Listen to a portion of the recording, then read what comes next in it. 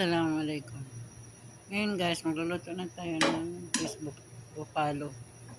Unang-una, lagyan natin ng maraming butter. Tapos ilagay yung maraming bawang at maraming sibuyas. Ayan, tapos haluin natin hanggang lumabas yung aromatic. Pag lumabas na yung aromatic, lagyan natin yung ketchup. Saka konting asukar, paminta, ginger powder, paprika, ganyan.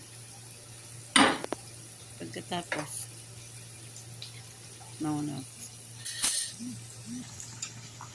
Yan, nagluluto din ako ng ginataang ulo ng isda. Fish bupalo pa lang ginawa natin. Niluto natin ngayon.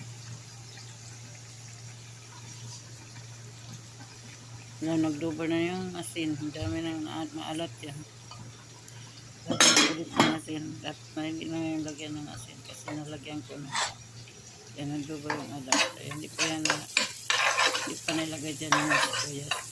Pinapalabas ko yung aromatic hanggang lumambot na yung bawang. Ayan yung mga pinaprito kong fish belly.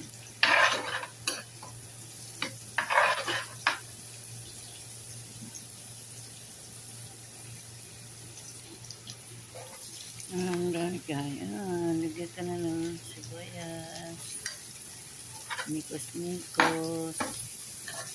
Yung kaibigan ko kasi nagpaluto siya ng fish belly ng bupalo.